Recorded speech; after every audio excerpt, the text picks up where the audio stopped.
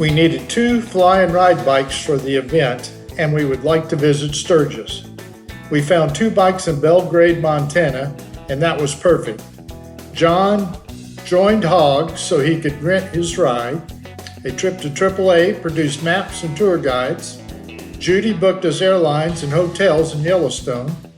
John convinced me to leave the campground guide at home. We would pack in duffel bags and use them as backrests. A trip to Walmart, and we had suitable coolers. We were ready.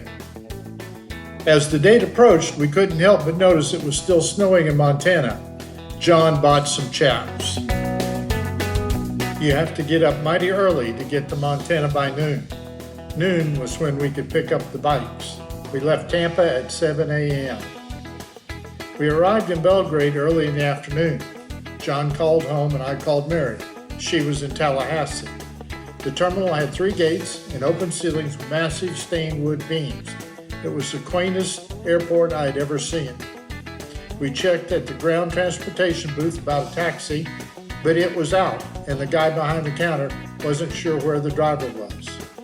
We called JD's Harley-Davidson and got John and Artie DeVries owned the store and turned out to be very nice, friendly folks. Artie said she'd be right over, but John showed up.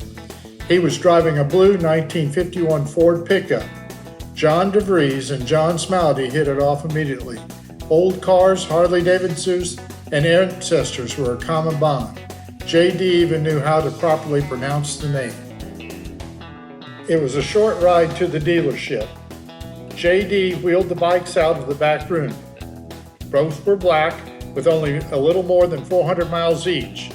They had just been broken in, and John and I were the first to actually use the bikes. What kind of bikes do you ride was about the only question. No request for driver's license, no riding instructions, the one caution about the fact there was no speed limit. The weather seemed pleasant enough, but everyone was wearing jackets. I planned to wear only a vest, but decided to do as the natives. John already had his jacket and chaps on. The bikes were packed. JD thought it was a novel idea to use our packs as backrests. We were ready to go. I learned a lot of things about John Smiley on that trip. He doesn't like cold. He loves to take pictures. Virtually every glass that John gets has a hole in it. He eats a lot of cookies and cupcakes and donuts, and often. John is a channel changer enthusiast. He carries Hawaiian currency in his wallet, usually in $2 denomination, and he leaves his wallet in strange places. I discovered much of this information in the first mile of our trip. We stopped at a grocery store for supplies, soft drinks, crackers, bird feed, and the like. Highest on John's list were cookies and Twinkies. We got to the checkout counter and John reached for his Hawaiian currency when the strangest look came over him.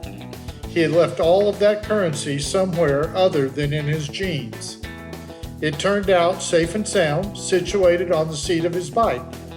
It never left there for one of 3 reasons. First, it was sitting on a Harley, not a Honda or a Suzuki, and everybody was too scared to touch it. Second, it was full of Hawaiian currency, and who would want that anyway?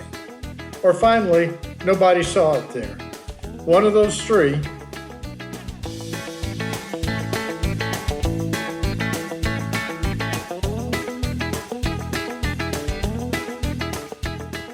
We headed east through Bozeman Pass, elevation 5,712 feet.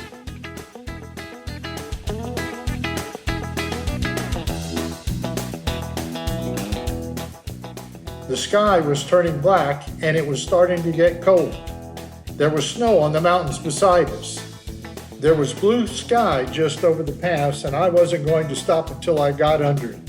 Native watching had paid off, but I could still use even more apparel. We rode late that evening so that we could make Hardin. We had flown 2,387 miles and ridden more than 200 miles that day, and I was tired. Bed was going to feel great. I crashed. John changed channels. John had said on the plane if we had 3 good days this trip, it would be worth it. It was a good day.